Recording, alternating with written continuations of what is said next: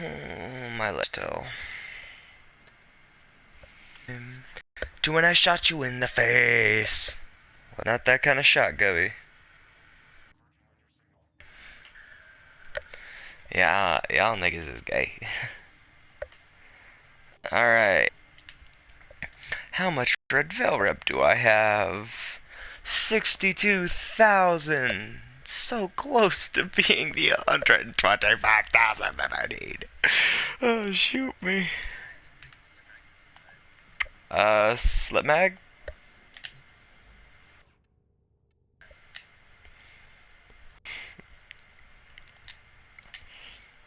Wish I could turn back time to when I shot you in the face. I really didn't want to hate you, but that became anyway.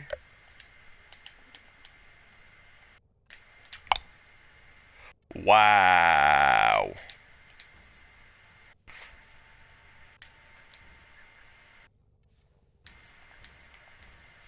Dude, I just used all my fusion cores. That's 21 bronze, 11 gold, 4 silver. And then there's 1 gold, 1 silver, and 1 bronze that aren't maxed.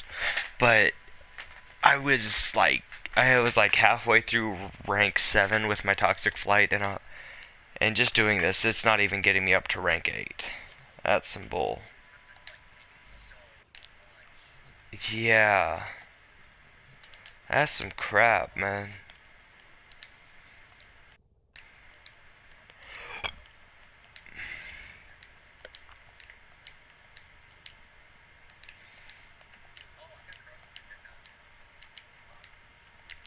Nice.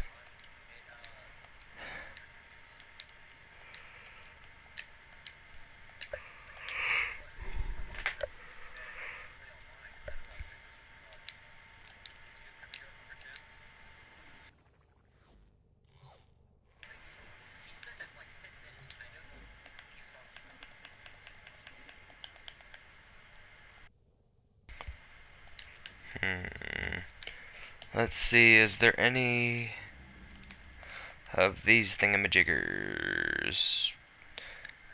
Ooh, boo, boo, boo, boo, boo, boo, boo, boo, boo, boo, boo, boo, boo. We got we got infested outbreaks that'll give us mutalicide, V coordinates, mutagen 3 of them that'll do mutagen masses, and 1 that does detonite injector, and that's on Abaddon. Abaddon. Wanna do it? I need it for my Akenbrunk.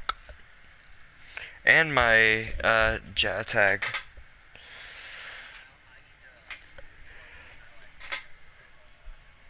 You need neural sensors?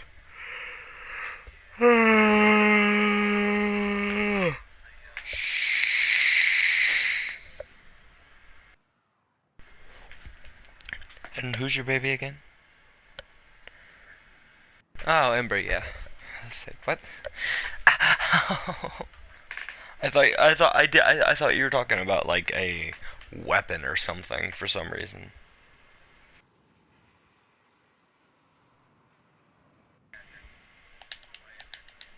Yeah, but are you saying you're not gonna format that then?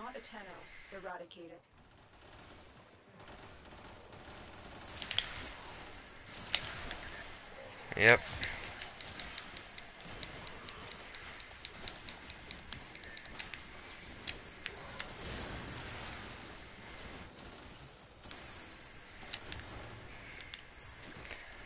Darkness imprisoning me. All that I see, absolute horror. I cannot live. I cannot die.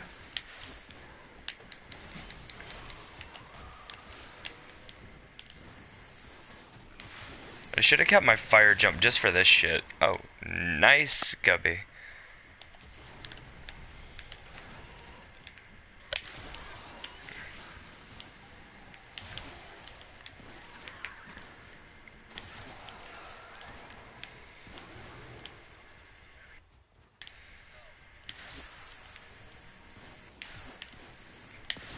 I don't know how many times we gotta fucking do this, but hey. Detonite injector. Actual thing. If you do these outbreaks, you can get mutagen masses, detonite injectors. Uh, it's the norm.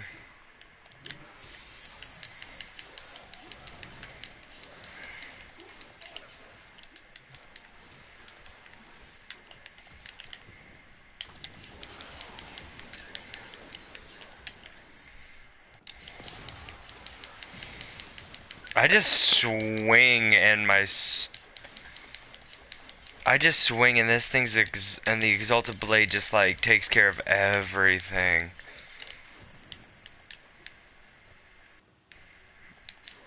Yeah, I'm probably gonna throw on some horror stories.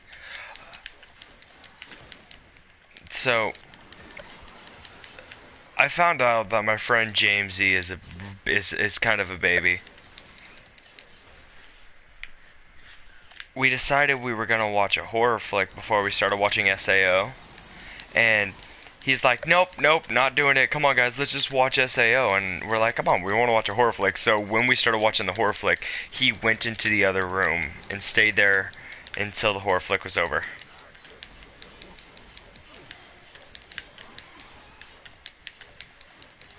I kind of already knew he didn't like scary stuff because when like he would give me rides like to youth and such, uh I would always like say, "Hey, let's listen to some creepypastas," because that's like my favorite pastime, listening to creepypasta. And he would listen to it, but he's just like, "Okay, but not in the dark." Like, I'm just like, yeah.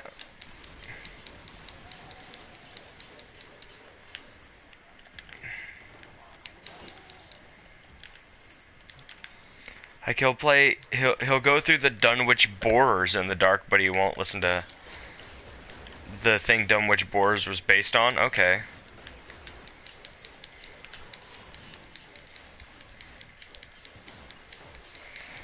Like, it took me a while to realize it, but there's two H.P. Lovecraft references in Fallout 4.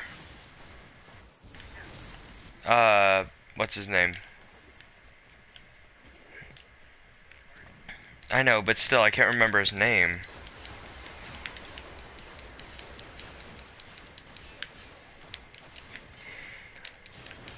Pickman, that's his name.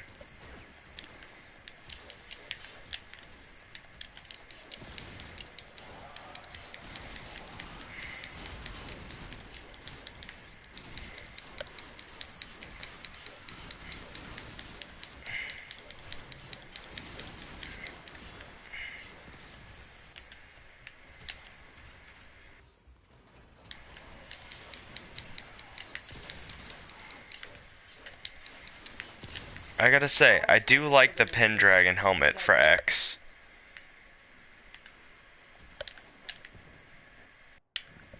Oh yeah, let's get out of that.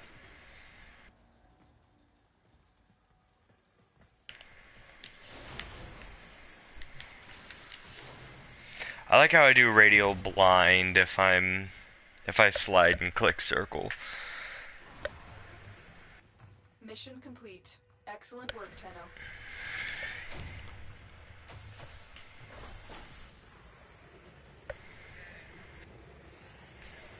I don't. Then you gotta remember, who cares?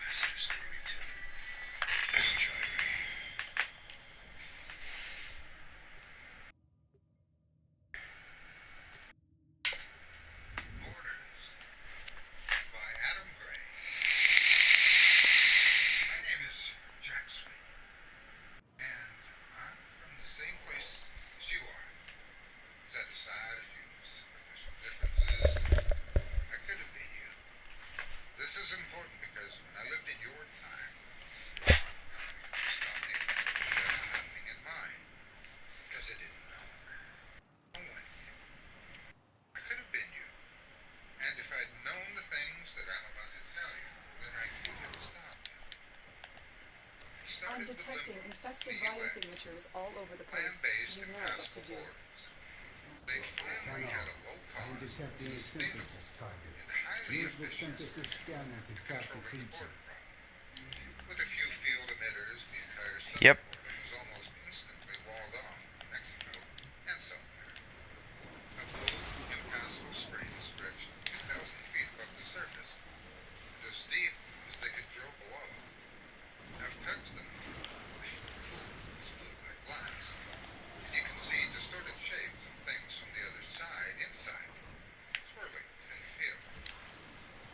The fields required no further energy beyond the simple setup. 3 emitters to make a triangle of any side, 4 to make a square. Once they'd been set, it was supposed to take over 100 years for the molecules to decay and turn back into air.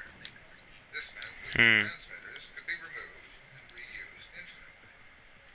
It was the threat of war that persuaded the smaller European countries to put up their own. All right, Skilled I will technicians were reward in high you demand, should you perform erecting fences across synthesis. the many borders. Borders were disputed, complex agreements were signed, but once the walls went up, there was nothing much more final than that. Pictures from the orbit at night showed Europe floating blue. A few of the smallest countries seemed to disappear completely. The only way in or out of these places was by air. The average person would never see the inside. There was no more, not in the sense that they'd been expecting anyway. The first time a border fell was between the small town of Trevecchia and its larger counterpart, Cuba. Trevecchia held about 3,000 people. Its largest attraction was an ancient church that stood in the middle of town. The border changed from cool, dark blue to fiery red. From the people of Hugo's perspective, the blue town was burned away like some kind of deathly MRI scan. It plowed a smoking trough through the middle of the country. Jersey, toward its capital city of the same name. In a last-ditch effort to stop the war, a set of field emitters and a special team were flown into Jersey. It was, perhaps, the best team anywhere in the world, my team. We'd been prepped to respond to the escalating tensions in the region, ready to stop anything that started. We weren't sure that it would stop this, however, and we made sure that the helicopter pilots kept the rotors spinning in case things didn't work out. At midnight, in not a minute, we initiated the field. It was thick, the thickest any of us had ever seen. You could feel the red wall vaporizing the ground as it pressed toward us.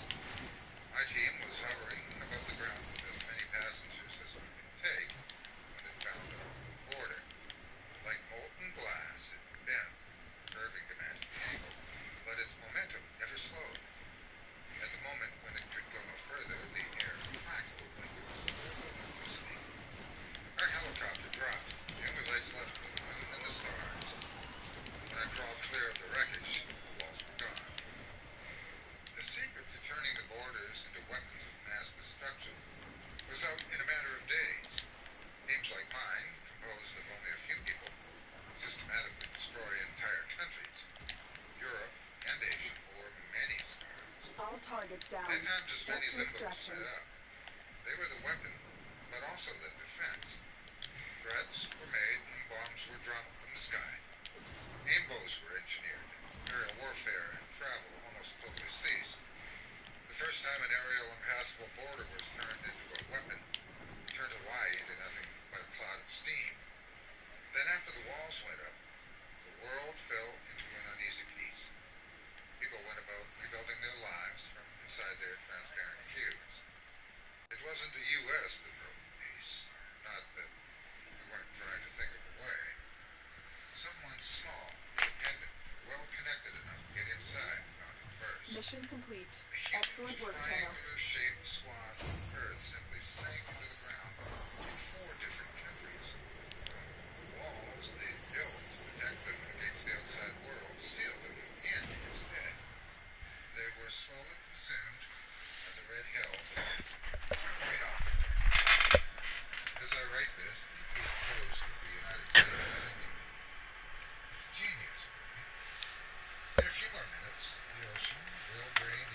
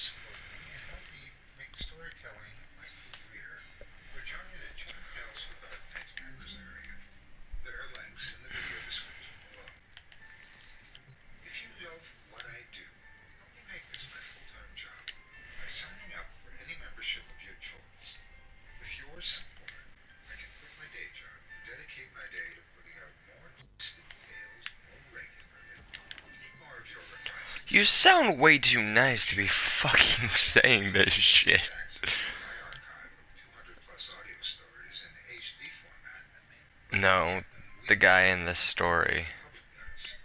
You'll also get access to the full archive of hundreds of fully produced chilling tales for Dark Knight's Tales, including several narrated by me, and advanced access there as well. In addition to that, you get exclusive members-only access to private monthly live stream events and direct access to me and the rest of the team via direct connect and production lounge features, where you'll get the opportunity to let your voice be heard and get insider updates.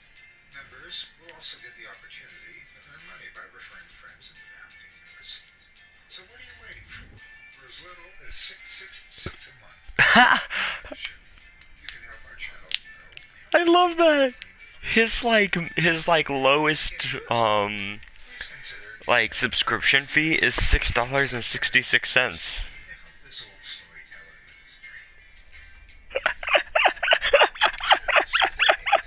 http://www.channeltalesfordarknights.com/tour for information.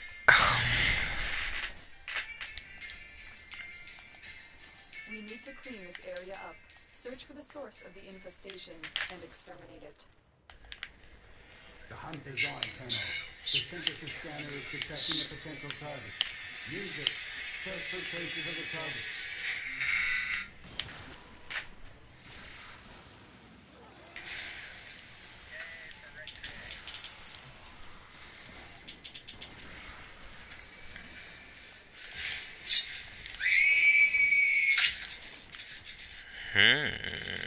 Squishy.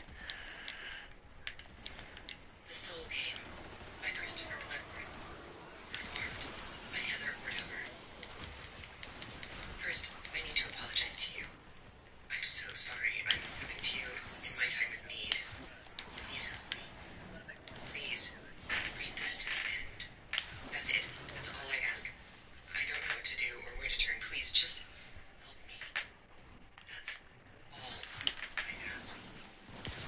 My name is Andrea, and I'm a single mother. I don't tell you this like that's some badge of honor, and I'm expecting cookies, milk, and chocolate-covered snowflakes like most of the others in my social circle would. They want your pats on the back and recognition. I just want some of your time. I see motherhood as a burden. Necessary, yes, but still a burden. My son's name is Jesse. He's 11. That's 5th grade for the math haters. Jesse started the 5th grade this year like any other kid would. There's a little bit of competition and lots of excitement. He was a happy-go-lucky sort of kid. Life and energy, and all that changed after he met Stan on Tuesday. Stan was a late addition to Jesse's class, a transfer student from another district, and Jesse's teacher sat Stan next to Jesse.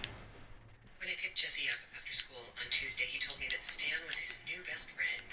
He wasn't acting like himself, though. He was pale and sweaty. I took his temperature, but he wasn't running a fever. I asked about his day, and all he would tell me was that Stan was his new best friend. Stan's my new best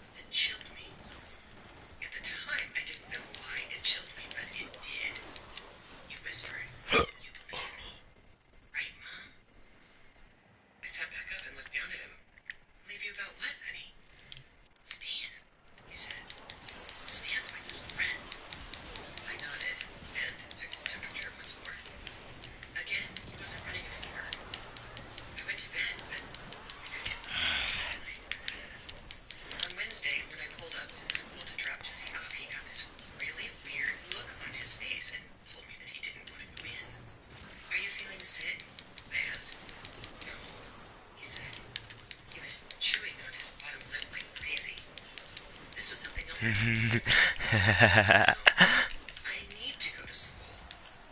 You open the car door. Nothing. I just really enjoy it whenever I'm just going ape shit. I love you. Nothing. He trudged up the front steps of the school with his head down. I slowly let off the brake and turned away to drive to work. No, I'm talking about like ape shit with my berserk. Standing right in front of my car. 2 more seconds and I would have run him over. The boy was pale, with a mop of blonde hair that was almost white, and these bright blue eyes. He knocked on the hood of my car twice, waved once, and walked up the stairs to school. When I picked Jesse up Wednesday, he looked a lot better. He was a tiny bit paler than normal, but he seemed happy. His day, he told me about dinosaurs and music and math. And then he told me about recess. And then, after math period, we had recess. All targets You'll down. never guess what I Get did to today at extraction. recess. Tell me, I said, smiling to myself as I'm driving and thinking, football, keep away. All the things I remember the boys doing at recess when I was that age. Something benign. Something normal. I joined a church.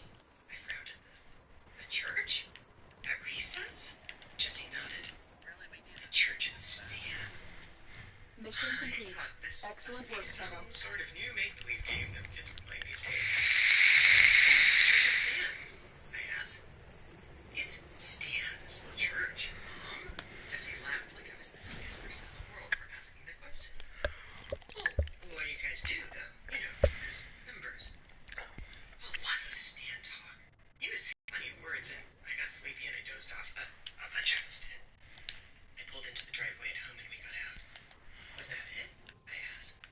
Things sounded weird for sure, but the kids didn't seem to be doing anything wrong. Stan gave us flyers, too. Jesse pulled out a crinkled up piece of paper and handed it to me. It was a piece of manila paper with 3 words written in black marker. Church of Stan. Again, weird, but nothing wrong. I just thought the boys were playing make-believe. I was wrong. And when I picked Jesse up after school yesterday, I could tell something was very wrong with my little boy. He looked panicked and scared. What's going on, honey? I asked, reaching out to feel his forehead. No fever. We played the soul game today, he said. Jesse's head was on a swivel. He couldn't sit still. He kept looking all around as we headed home. The soul game? I asked. Jesse just nodded and kept trying to look everywhere all at once. Beads of sweat dotted his cheeks. What's the soul game? I asked. Jesse shook his head no and said nothing. Jesse, what's the soul game? I asked. I told him I didn't want to, but he said he wouldn't be my friend anymore if I didn't play. Eliminate all infested threats. Where were the teachers?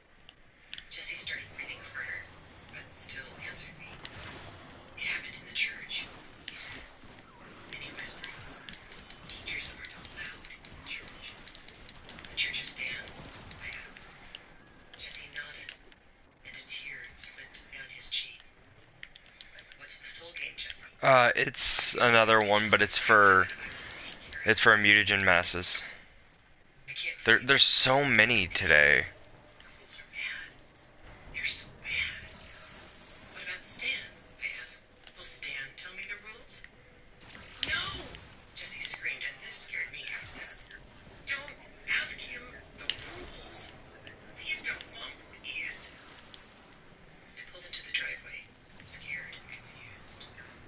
Promise me, Mom. Promise me, promise me, promise me, promise me, promise me, please. Jesse was bawling now, terrified. I took him into my arms and I rocked him. I hadn't rocked him like that since he'd been in kindergarten. He fell asleep in my arms, right there on the driveway, and I carried him inside. I took him straight to his room and got him ready for bed. He just needs sleep, I kept telling myself. Just did. To sleep. I put him to bed and ate dinner all night. I checked up on him around 9 when I went to bed. Well, so I decided to go to bed. I woke up to him screaming at the top of his lungs 18 minutes after midnight last night. I ran to his room, but he wasn't in his bed.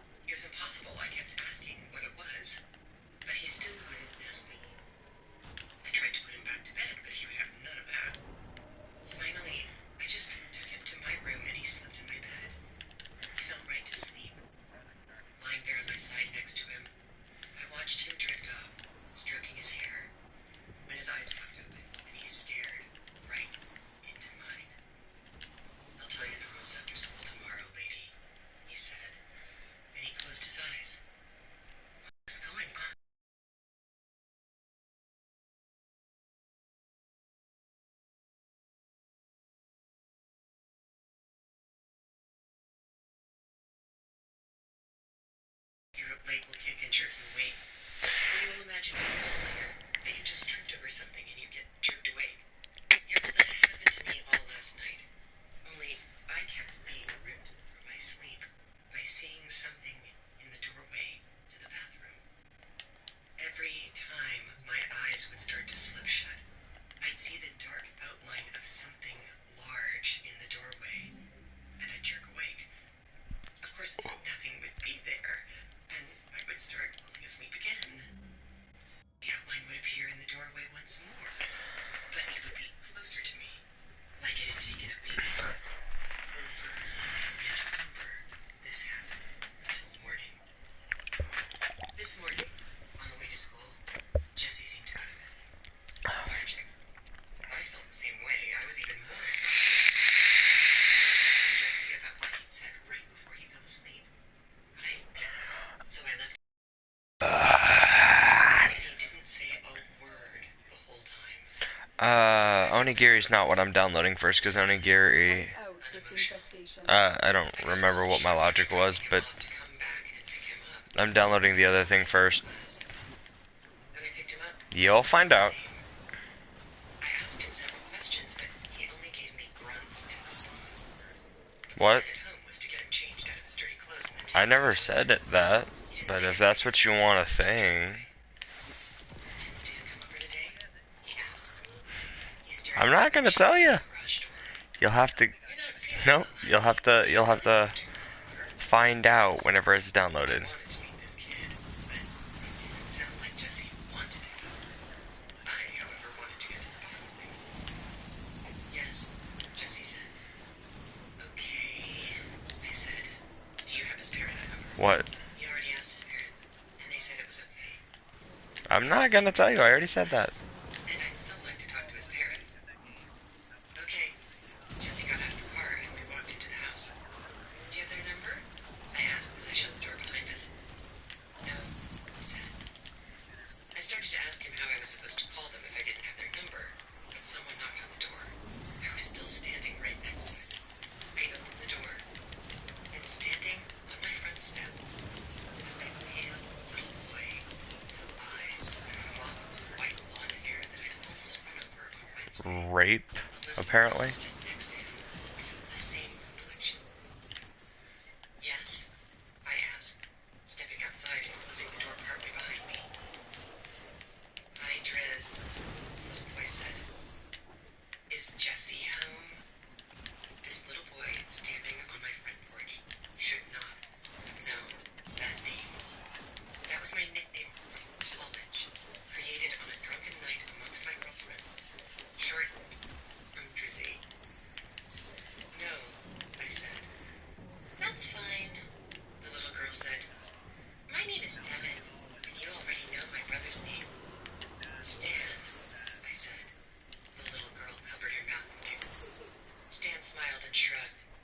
It's really quite simple. Rule 1, don't walk past mirrors in the dark. Rule 2, don't leave any doors open when you go to bed tonight. What? Ask your son what Rule 3 is, and remember, a creak means you're falling behind. A rustle means you're almost lost. When the lights Nice. go down, hopefully you won't see the dark shadow standing in the corner of Oh, I'm just listening to. Hopefully you won't hear it breathing as your Just eyes listening to shut stuff. and you begin to sleep. And if you hear a bang, well, hopefully you never hear a bang. Stan turned and walked away. Da, da, da, with da, his da. sister. I stared after them both and shook my head. I wouldn't play their stupid game. Mission I complete. walked back into the house Excellent and work, found Jessie Shadow. sitting at the kitchen table, crying. What's wrong? I asked. I heard a bang, he whispered. My mouth went dry. When does the game end? It doesn't, he whispered. It never ends. My heart started beating faster. What's the third rule, Jessie? His face fell and he sucked in a deep breath. Rule 3. Sure. Knowing all 3 rules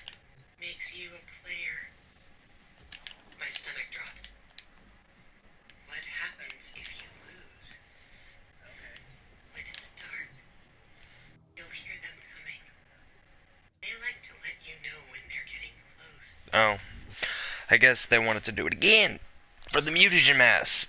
And Jesse said, they'll reach out through the mirrors or open doorways and drag you through. How do you win? I asked. You win if you tell more people the rules to the soul game than the person that told you does. Like I said, I am so sorry. But thanks for Wipe out helping. this infestation. Really. I'm going to go enjoy my newfound freedom. And I hope that you enjoy your night. Give Stan and Devin my best.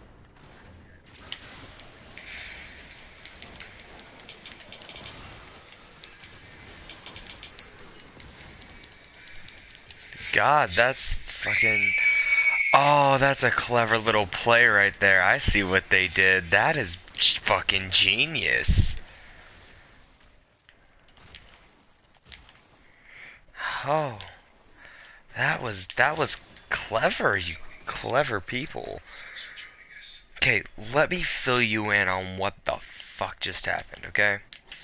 So, it's this little it's this mom, and she's telling a story about something weird that's been happening with her son, right?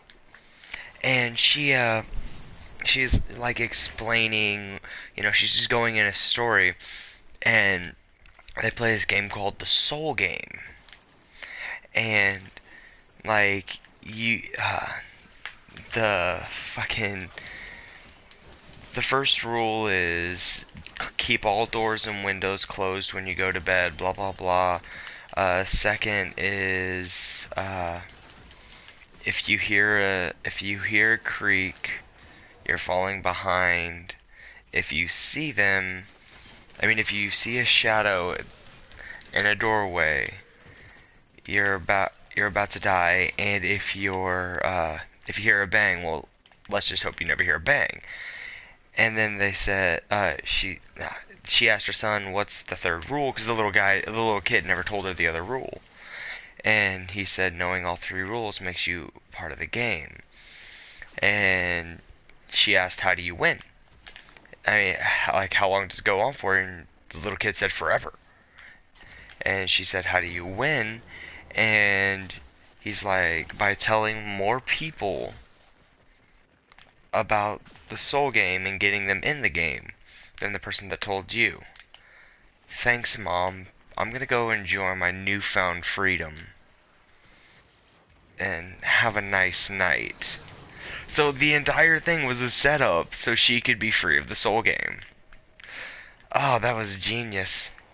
That was a genius little story. Listening to Horror Story Time.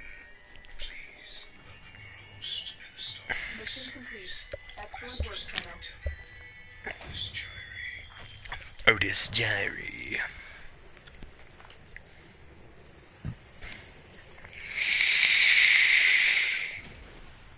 By Peter Shilston. Retelling this story as it was told to me. Imagine, if you will, a coach making a tour of the island of Sicily in the middle of August, carrying a couple Here. of dozen English package holidaymakers on the usual lightning inspection of places of interest. Palermo in 2 days, Agrigento in another 2, Syracuse meriting only 1, a trip by chairlift up Mount Etna, and then home. The sort of people Oh wait, one finds that's you. on such tours are invariably the Okay, same. well, I accidentally clicked decline. Earnest retired capitalist parents who have inappropriately brought children and are beginning to wonder why they Yeah, I didn't know. save themselves trouble by going to the beach instead, and a handful of single unattached people. Furthermore, their behavior is always the same. Some spend all their time marveling at the quality of the hotels. The younger men wonder why there are no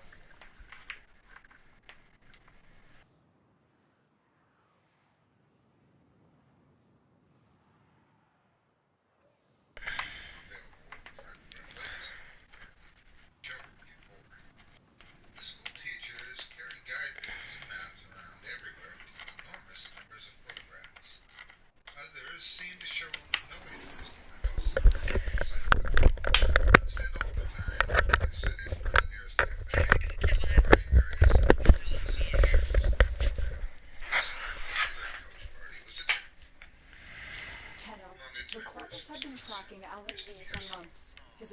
on their ships have been nearly as devastating as those of the Grenier Yep. Fomorians. We are here to find out what the Corpus know. I'm going A already. the Greek Council, Perugento, and the mosaics in the great cathedral of Memorial. But he had not managed to make close friends of any of the other passengers, and now that the holiday had only a couple of days left to run, he was looking forward to getting back home again. The target console is nearby. If you trigger the alarms now, the enemy will start destroying data. In the back of the coach, This command center has been sending ship after ship to hunt our V, with each one succumbing to the infestation. We are going to take their intel and finish the job for them. resulted. You're on the sensors now. You've been Asked the detected. driver to stop in the next town so that the doctor could be bribed. The next town turned out to be a nondescript settlement nestling beneath an enormous cliff. Doable aboard this huge Alarms. overshadowed Data presence destruction is to imminent. distinguish it from You any need to hurry. one of Vignetta's You got it. The they data had is already still tested intact. around the pillow. Here, I took a disease and turned it into a life-altering gift. Someday you may learn to appreciate what I'm giving this system. Until then, all you can do is rage against the inevitable. You'll see. down on every window, and not a soul was visible. Alarms reset. After a while, Julian returned. Regretted to inform them that they would have to wait at least an hour for Mrs. Tavistock to receive attention before they could proceed. In the meantime, they could get out and stretch their legs, though it was unlikely that they could find anywhere open. The coach would sound its horn to call them back when it was time to go. Here, he engaged in an animated conversation in Italian with Amir, the driver. He made many emphatic gestures, the upshot of which was some more unencouraging information. The locals, said Giuliano, kept themselves very much to themselves. There were really no facilities for tourists at all. No coaches normally stopped there, and there was little point trying to explore the town. Really, it had nothing to offer. He expressed his regret and had a few more words with Amir. Mr. Pearsall's command of Italian was not great, but he seemed to detect the phrase. Can't come to much harm if you're all together. Mr. Pearsall, however, did not intend to stay with the others as they stood around on the pavement in a for discussion. He had glimpsed the church down a side street as they drove into town. It had looked old and surprisingly large for such an insignificant place, and thought it might just be worth a revisit. The harm Giuliano had mentioned, assuming he had understood right, he took to mean thieves. They had been warned to be aware of bank snatchers in the major cities, but it was hardly likely that gangs of muggers would bother to patrol a town where no tourists ever stopped.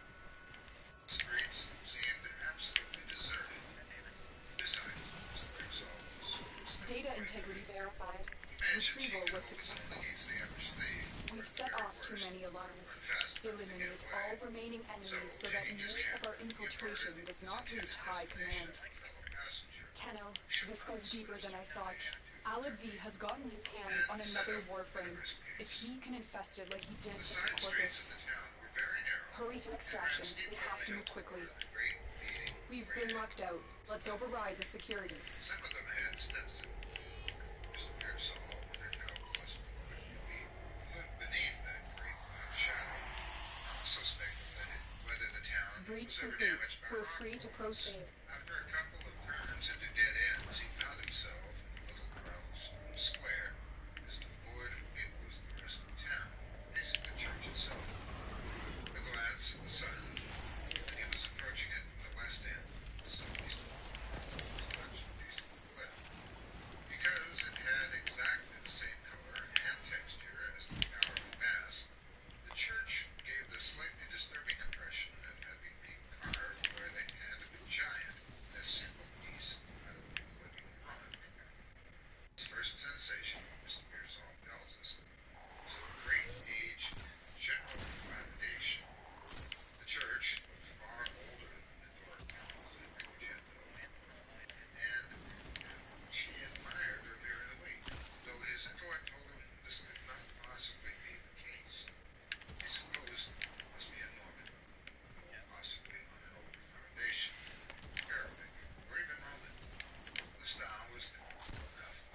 is not gonna let us go. Two squat, heavy towers with hardly any windows, and those very small, with three large pointed arches. What little decoration there had ever been was now barely discernible. There seemed at one time to have been fresco paintings inside the building, but now the plaster was badly cracked, and in some places fallen away entirely. Boom, Only a boom, dim few boom, outlines of human boom, figures, simple boom, mosaics, could be discovered. boom, There boom. was a large wooden door, decayed and wormy, with panels carved in what had once been ornate abstract patterns. More shiftless, said Mr. Pearsall to himself, and tried the door. It was locked. This was, but still, annoying. Mr. Pearsall retreated to the square to take a picture, and then looked at his watch. A mere 15 minutes had passed since he left the coach. Still had plenty of time to kill. The day was hotter than ever, and if there was any shot to this godforsaken place, they were resolutely Alarm shut. successfully hacked. The location is returning to normal security levels. Sherlock had anything else to do. Besides, he could be in the shade for part of the while and be cold. Without any great enthusiasm, he set out. He was a mild-tempered man, but the thing that caused him irritation, it was suddenly finding himself nothing whatsoever when he had expected to be occupied. Along the south side of the church, the shuttered houses ran so close that the street was more like a tunnel. He had not gone far when he noticed a small side door. It should cause us no great surprise that he tried to open it, and much to his gratification, found it was not locked. Surprised at his good fortune, and congratulating himself on his persistence, he went inside.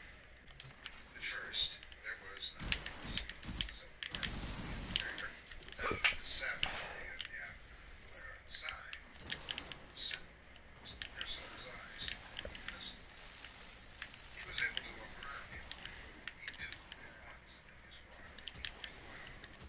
In his tidy fashion, he began to classify what he could see. No. Ow. Fuck me. With the pointed arches learned from the Arabs. But, unlike It wasn't an offer. he had seen on his visit, this church had not been revamped later on in the Baroque period. There was not a Corinthian cloister to be seen. The capitals and columns seemed to be a mass of grotesque carvings, but were so dignified that he could not distinguish them clearly. Indeed, the whole interior was very dirty. The pews were thick with dust, and the candles so discolored that they looked as if they had not been lit in years. Clearly, they were expecting no visitors, for there was not a guidebook or a postcard visible anywhere. Then Mr. Pearsall saw the mosaics. He had already been initiated into the marvels which the Normans had bequeathed to Sicily in this period, in such staggering compilations as the Cathedral of Memorial and the Palatine Chapel in Palermo. But even so, the examples of the art on display at this out-of-the-way place quite took his breath away. Here, some nameless craftsman of the 12th century had taken the Byzantine style and interpreted it with a vigor and liveliness that were all his own. A veritable poor man's Bible of astonishing power covered the walls. Mr. Pearsall quite forgot the passing time as he followed the treasures on display. Here was the creation of the world in a sequence of 7 pictures. There were Adam and Eve tempted by the serpent and expelled from paradise. 4 scenes followed. Cain murdering Abel, the building of the ark, the drunkenness, Noah, the Tower of Babel, Abraham, and the destruction of the cities of the plain, the sacrifice of Isaac, on and on, each one more startling than the last. How odd, thought Mr. Pearsall as he moved from scene to scene, full of wonder and admiration. The inhabitants of this town scourged their bricks. Here they had some of the finest mosaics